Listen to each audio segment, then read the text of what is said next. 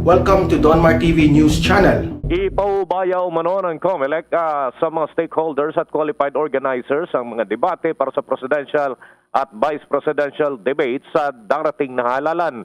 Ayon kay COMELEC spokesman James Jimenez, maaaring gawin ito sa buwanan mula Pebrero hanggang sa papalapit ang araw mismo ng eleksyon.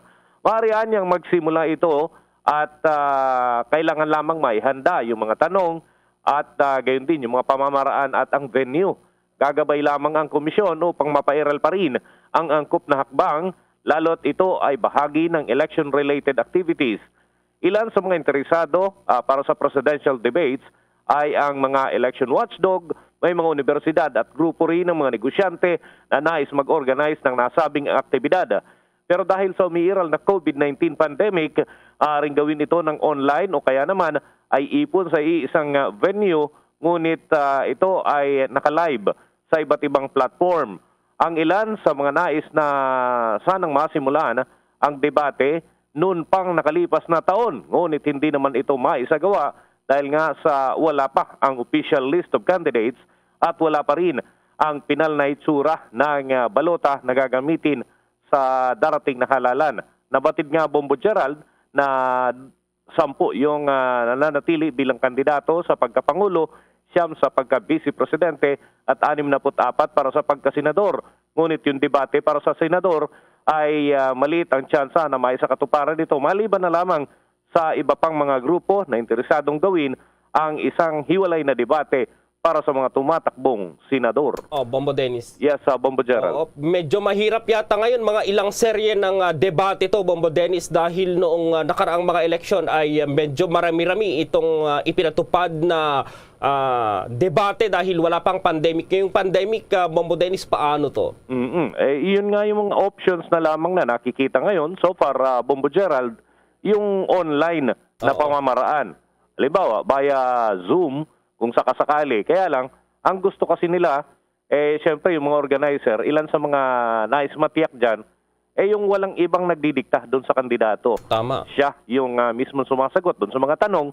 Kaya ang gusto nila, ipon din sa isang venue. Hindi naman sila magkakadikit, hindi naman sila magkakatabi, pero nasa isang lugar, Bombo Gerald. Tapos ito ay naka-broadcast sa pamamagitan ng iba't ibang platforms. Meron sa internet, meron sa radyo, at meron din kung sakali sa telebisyon. Depende sa magiging balangkas ng naturang debate at kung paano yung estilo. Pero kasing parang open forum, Bombo Gerald, meron naman one-on-one. Halimbawa, si candidate A versus candidate C and candidate B against candidate D. So may mga ganun na Bombo Gerald at kinakailangan lamang maisapinal ito kapag na-release na yung official list of ballots para mahirap naman kasi nakikipagdebate tapos later on tatanggalin pala sa listahan. So sayang naman kung gano'n ang mangyayari. Kaya hinihintay nila kapag may final candidates list na para sa 2022 presidential and vice presidential elections, so doon manggagaling yung mga maglalaban-laban para sa debate, Bombo Gerald. Actually, may mga iba pang kandidato mismo, sila gusto rin nilang tumulong. Mga independent candidates ito, gusto nilang tumulong para doon sa mga debate na ganyan. Actually, kumakandidato na pagka-senador independent candidates, pero gusto nila, may mga idea din silang ipasok para may sa katuparan daw yung mas maayos na debate sa presidential at vice presidential race, Bombo Gerald. Maganda itong ating pag-uusapan. Palagay ko magkaka-interest po kayo. Lalo na po yung mga Marcos supporters, Marcos followers, o kahit na hindi kayo taga-suporta ni BBM Sara Tandem. Ito po inyong pakinggan para mapag-aralan nyo at makapagbigay kayo ng mga opinion, reaksyon, dahil mahalaga ito. Ito may kaugnayan sa ating political exercise. Kailangan ay ito may kaugnayan din sa ating kasalukuyang estado at saka politika ng ating bayan at paghahanda natin sa eleksyon. Ano ba ang nangyayari? Ang ating pong pag-usapan ay itong tatlong insidente o sinasadya. Maaaring yung dalawa ay sinadya, yung isa naman ay maaaring insidente, pero pwedeng lahat sinasadya. Pero alam ba niyo, itong tatlong ito ay maituturing ko sa akin pong personal na opinion, analysis, observation, na parang galawang anti-Marcos ang nasa likod. Parang ganoon. Alam niyo bakit? Kasi alam na ninyo, sa nakaraang taon at kasalukuyan, kahit anong survey, kahit anong galawan, laging nangunguna ang BBM Sara tandem. Okay? Sa mga motorcade, sa mga rally, sa survey kaliwat kanan, silang laging nangunguna sa iba't ibang lugar sa buong bansa. Pero itong mga galawang ito na aking tatalakayin, kaya nababanggit ko na parang galaw anti-Marcos. Ayaw ba nyo talagang paupuin si Marcos? Ayaw ba nyo talagang payagang si Marcos ay kumandidato? Yan po yung tanong. Alam nyo kung bakit? Eto, pakinggan po ninyo. At araling mabuti. Kung ano po ang inyong masasabi, ay malaya po kayo. Number 1 na galaw. Ito naman hindi may didina dahil on record, nagpetisyon yung PDP laban. Okay? Na humihiling na reopen yung filing ng Certificate of Candidacy. Parang gustong meron pang humabol na mag-file. At kapag may nag-file, ibig sabihin, kalaban ni Marcos yan. Lalabanan si Marcos kasi presidential ang pinag-uusapan. Yung galaw na yon ay maaaring pagdudahang ito talaga ayaw kay Marcos. Kasi humihirit kayo na makakapag-file ulit ang kahit na sinong kandidato para labanan itong kasalukuyang mga kandidato na. At kabilang si Marcos dyan, maliban kay Lacson, nandyan si Robredo, nandyan si Dumagoso, nandyan si Pacquiao. Pero obvious nga, dahil nga obvious na ang anti-Marcos ang galaw kasi nga si Marcos yung nangunguna. Nakita niyo yon. Bakit naman sila magpipetisyon kung sila ay kontento sa nangunguna o leading candidate? Kaya sila nagpipetisyon hindi nila personada yung nangungunang kandidato. Ganon kadali lang ang paliwanag po dun Nakuha nyo? Okay. Pangalawa, ito naman, charter change para yung term extension. Anong ibig sabihin? Walang eleksyon.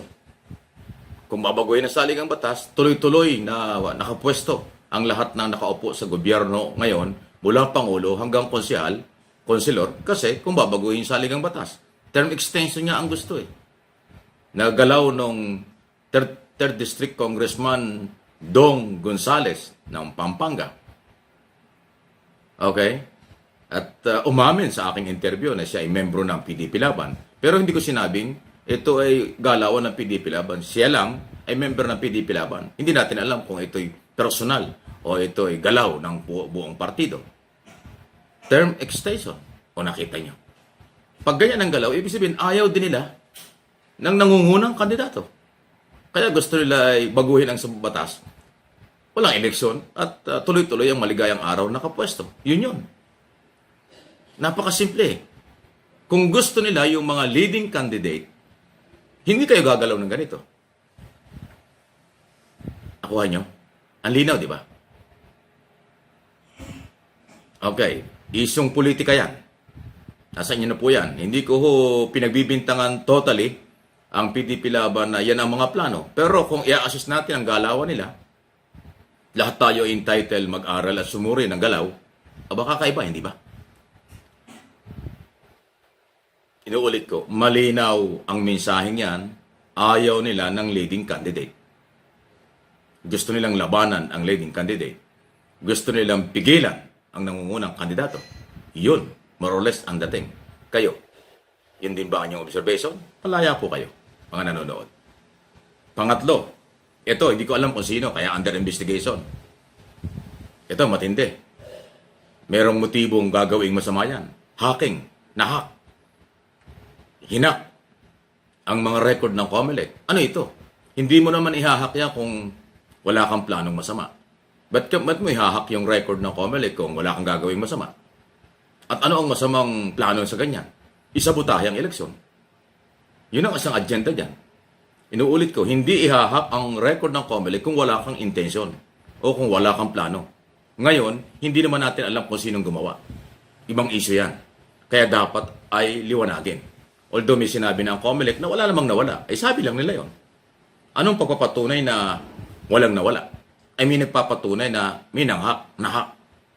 Nandyan ang testigo, lumalabas nga sa media na nahak ang mga importanteng record. Nakita niyo yung galaw na ganyan. Again, ang nasa likod nito, posible ang nasa likod nito, ayaw din ang leading candidate. Ayaw din ang nangungunang kandidato sa mga survey. Sino yan? Si Marcos Sara yan eh. Sino ito mga nasa likod nito? Ano ito? Tinatalakay ko po ito, tinatanong ko sa inyo para kayo magkaroon ng idea at kaalaman, pero hindi ibig sabihin ito ay para galitin ko kayo or para kayo ay impluensyahan ko sa aking nalaman. Tinatalakay ko lang ito at pinaparating ko sa inyo sa aking pag-aaral. Kayo din ang tinatanong ko, ano nga ang inyong tingin dito?